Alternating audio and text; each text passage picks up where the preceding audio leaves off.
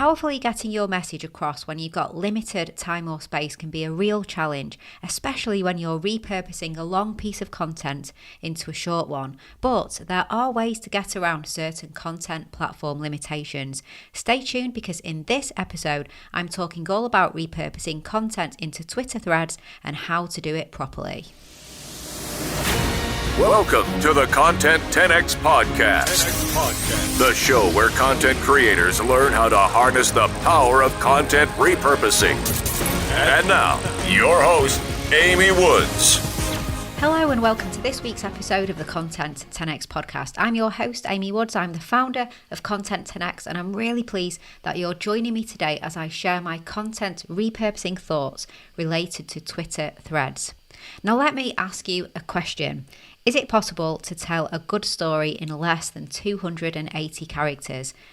Definitely. But is it always appropriate for your message or the best way to get your message across? No, it's not always the case. When you're repurposing your content into new formats or for new platforms, you're going to come up against different challenges. Each platform has its own requirements and individual nuances that mean it's almost impossible to copy and paste your content across each one without making some tweaks. And even then, without platform-specific edits, it's very unlikely that your content will perform the best it possibly could. In fact, if you've been following me for a while, if you've seen me speak at an event or heard me interviewed on someone else's podcast or live stream or whatever, you've probably heard me say many times that content repurposing is not and never ever should be copy and paste. Now, I class that as one of the biggest mistakes you can make. Content repurposing is about respecting each platform and making the required changes to your content, not just lifting and shifting to respect the features of each platform.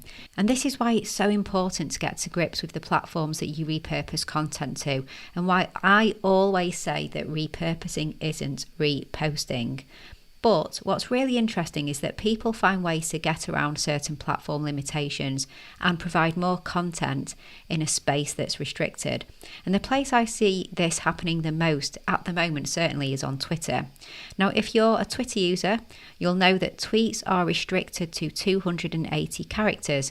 So you have to get creative with how you communicate your longer form messages and developing stories that just need more characters than the 280 that you are provided with in each tweet. And I totally get this because Twitter is all about being really short and clear and concise and snappy, and that's what the platform's all about. But often, like I said, when you have stories that need more than those characters, or you have longer form content that you are repurposing into a short format, but it just won't go into that shorter format, then what can you do? Do you just suck it up and accept that you are being forced to be short, sharp and concise for a reason? Or should you do something else? Well, something else is to create a Twitter thread. This is where you put together a series of connected tweets and publish them all together. Each tweet is still up to 280 characters long. There's no getting around that. However, the reader has the option to click a drop down like option and see more context, updates or further thoughts in a chain of connected short tweets. This means instead of having just one small opportunity to communicate a message, you now have unlimited potential to expand on your post and expand on your thoughts. And there's no limit to how many tweets you can add to your Twitter thread. So how do you create a thread? Well, when you've written the first tweet of your thread, just like you would write any tweet, instead of hitting the tweet button, you'll see a little plus sign right next to it. And if you hit the plus sign, then you can write another tweet, and you can just keep on doing this until you have the whole thread written out. And then you select tweet all, and it will tweet out the entire thread. Now, threads are really, really popular right now. I don't know about you, but every time I go on Twitter, it just seems to be thread after thread.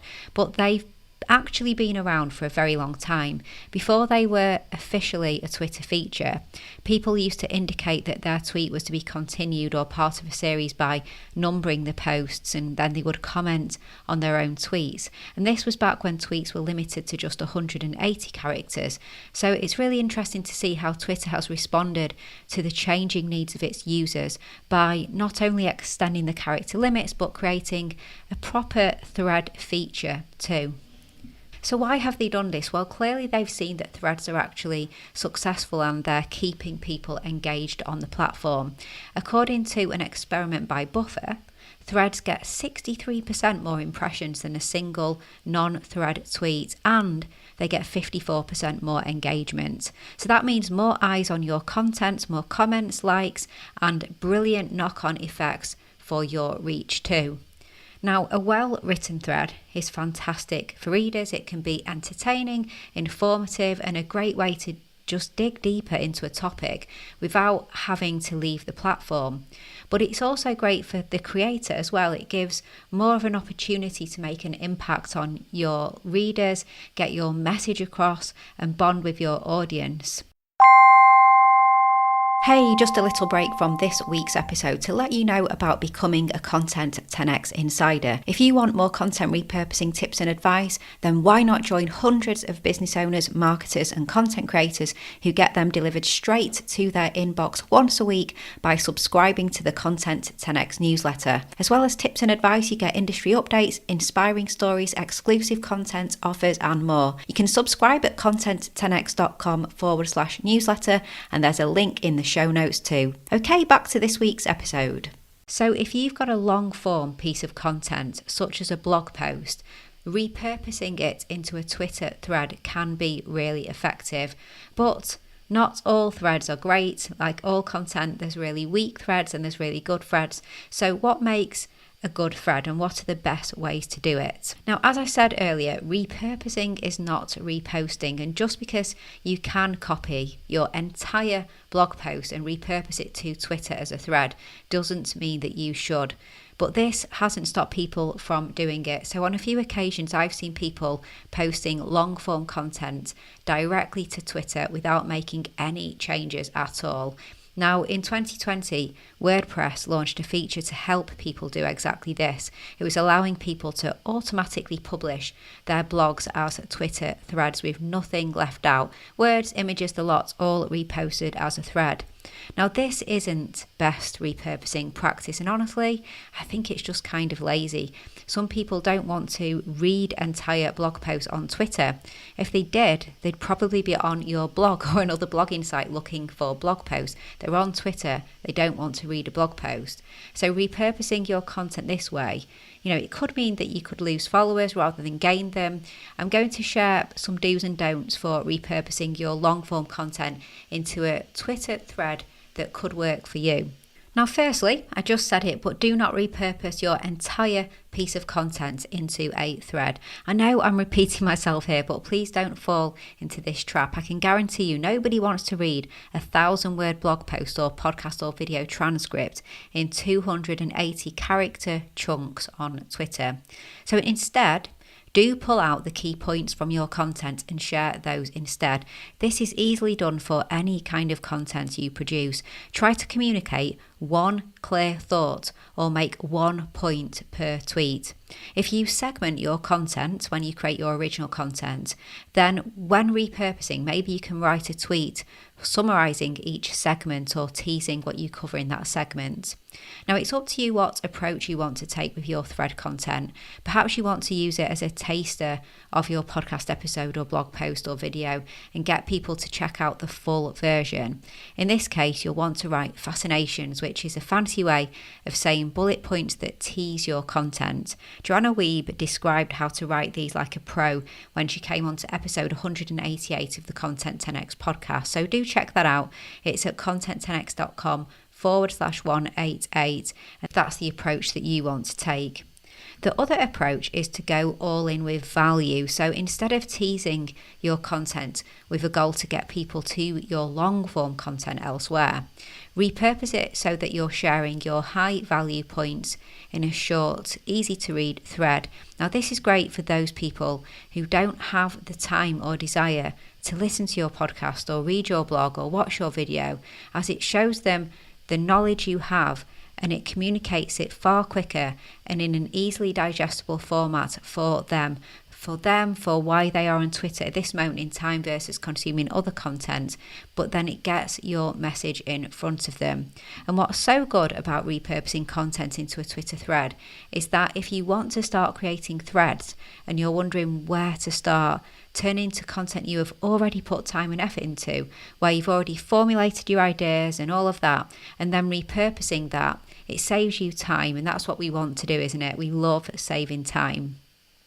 Now, my next tip is to approach your first tweet like you approach a blog post headline. The job of the first tweet in a Twitter thread is to get someone to want to read the second tweet. So pique interest at the beginning. Don't reveal everything. You have to put thought into this first tweet. And it's also a good idea to highlight that it's the start of a thread as well, so people know that this first tweet is the start of a thread and start of many more tweets to come. My next tip is don't go overboard. So while you can add as many tweets to your thread as you want, remember that people don't come onto Twitter to spend a long time consuming one piece of content. So it's unlikely that many people will scroll through a 50+ tweet long thread. So try and keep it concise. Aim for less than 20 tweets in a thread. Remember, these are your content highlights, not the extended director's cut. And do keep each tweet shorter too. Even though you can go up to 280 characters per tweet, you shouldn't always need to do this. Shorter tweets perform better. So don't stuff each post to the brim. Think about how people skim read content on social platforms, and threads should be scannable. In fact, I recommend varying tweet length and also consider adding in pictures and videos and of course emojis as well. And finally, do provide a good ending and a call to action.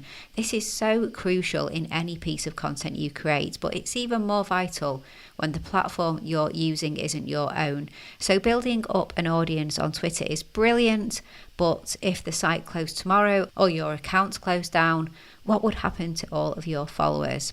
So a call to action can move people from a site that isn't yours to one that is. You could ask them to check out your long form piece of content related to the Twitter thread. You could ask them to check out your related products or services or your free guide or sign up to your newsletter, whatever feels right for that thread. And if people have already committed to reading all of your thread, there's a really good chance they might want to hear more from you. So make sure that they know how to do that. And you don't always have to ask for something off the platform.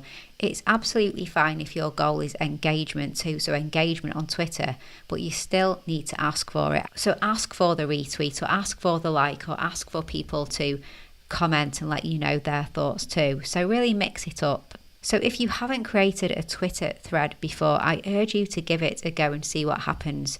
Try repurposing one piece of content using the tips in this episode and just see how your audience responds. You never know, it could be your highest performing piece of content on Twitter to date. I hope you found the tips and advice in this episode useful. I really look forward to hearing how you get on with putting them into practice. So I look forward to seeing lots more blogs and videos and podcasts turned into really fun and engaging Twitter threads. If you would like to find out more about how we can help you with your content repurposing, then do go and head over to content10x.com, where you can check out our services, or you can learn more about repurposing your content with our extensive library of podcast episodes and blog posts, all completely free. And don't forget to grab a copy of my book as well. It's called Content 10x and it's available at content10x.com/book, or you'll find it on Amazon and Barnes & Noble online. So all that's left to say is thanks for listening. I will catch you in the next episode.